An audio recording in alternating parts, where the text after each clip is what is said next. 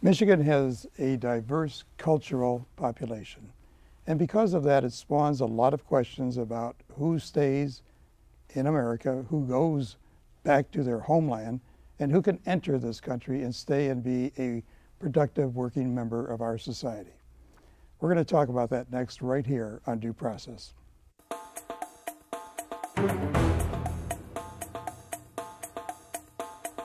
And Peter, I'm going to call you Peter. Peter, sure, that's fine. Is there a quota for certain countries, certain cultures, certain religions as far as immigration is concerned? Well, no, there isn't. There is a quota for global type of quota that applies to all countries. Right. So if a high qualified engineer is needed by an American company, whether temporarily or permanently, there are a limited number of visas available to that individual. For example, for a green card, if a firm wants to bring a talented foreign scientist here, the process for a green card might take a couple of years. Okay, but a green card gives someone the right to work here for how long a period of time? Well, a green card is permanent. It's permanent? Yeah, a person can stay here permanently and can ultimately apply to become a U.S. citizen. Okay. For a temporary work visa, there are annual quotas. And if the quota is reached, then there'll be there may not be ability to bring any more. So it's a quota. It's a universal quota. It has nothing to do with the state of Michigan as such. You're right. It doesn't. It's nationwide. Okay. And who sets the quotas? Congress? Or? Yes, Congress sets the quotas, and typically those quotas are filled within a few days. Really? Yes, but this year, because of the recession, the quotas are still available now, which really kind of goes against the perception that it's a cheap labor, because if it's cheap labor, then they'll be brought in a recession. Well, the papers, the media will highlight some egregious thing. I'm going to send this mother back, and she's going to leave her daughter here, or they've been here for years and years and years. And I want to get into that. But does anybody quarrel with the initial premise that this country was built on it by immigration? That this is, nobody was here until the immigrants arrived. So how do they arbitrarily say you can have 15 from here, 15 from Mauritania, or 20 from, I don't quite understand how they justify the quotas. Sure. Well, I'm sorry. No, go ahead. I think what many people may need to know is that immigration law wasn't always as tough as it is today. The immigration law of today primarily was affected by a 1996 act, which made it very difficult for people to come here and to stay here or to even become legal here. Well, in 1996, we didn't have a recession. That was before 2001. Yes. So what happened in 1996?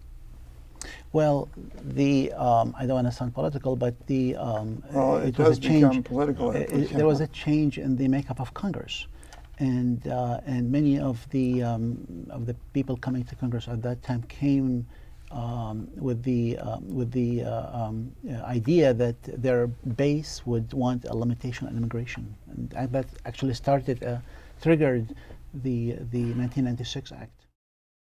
And Peter, you represent people who are employers who want people here. Yes. You represent families. We do as well. That say, look, you're going to send my husband back and leave me here. That's true. Those are pretty tough cases. They're very tough, and what's unfortunate is, for the most part, there is no discretion. There's very little discretion, even in a humanitarian situation, even where there's a compelling need. For example, the father could be a decent guy that just happened to have come here years ago, no crime, no criminal history, working hard, paying taxes, and yet he's been deported, and you have his children, U.S. citizens, separated from his kids, from his wife. It's really a sad situation. We have cases like that. There was a study done, I read it in the Wall Street Journal. Historically, periods of high immigration quotas to the United States are periods of low unemployment.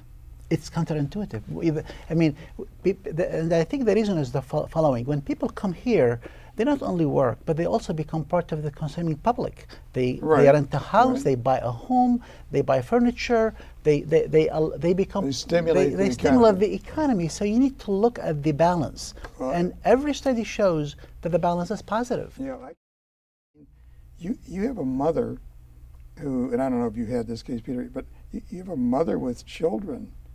Are you gonna say these children are American citizens, but they don't enjoy the same rights and privileges of having a parent that other kids have? I don't. They go to foster home, and they have a choice. They can either go back with their mother if she's here illegally, Yes. or go to a foster home. Yes. Have you had I cases mean, that's like that? well, that's a hard.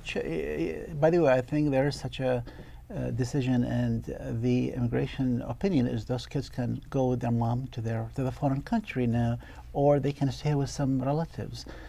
It is a sad situation. We had a case in our office where a person was deported. He was working in a company. They told me he is their best worker, and after he was deported, his 3 U.S. kids had the psychological problems. They went on welfare with the mother, and the mother is a U.S. citizen. So I mean, who are we benefiting here?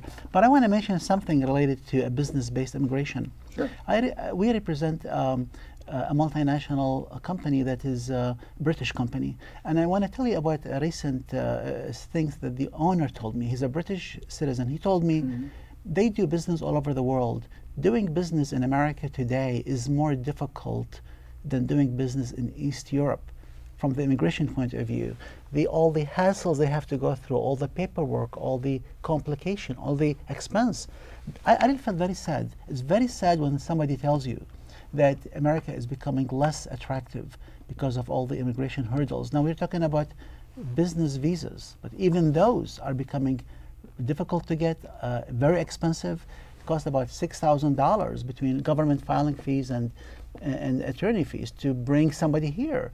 Well, he could be working for 2-3 months and he goes to work somewhere else. It's just the investment that they need to put and the hassles they need to put the immigration places before international companies are becoming a lot, and that undermines our competitive in the global economy. So what you're saying is that multinational company will take the work to Latvia and say, okay, well, it's easier getting there than it is getting here. Absolutely. Well, Microsoft did that. Microsoft opened a lab in Vancouver. Yes, and the reason, and I have an article, actually it was written in the paper, they said it's becoming so difficult to bring talented, bright people to America, we had to open this in Canada and bring them there to do their experimentation there. Has to be a reason.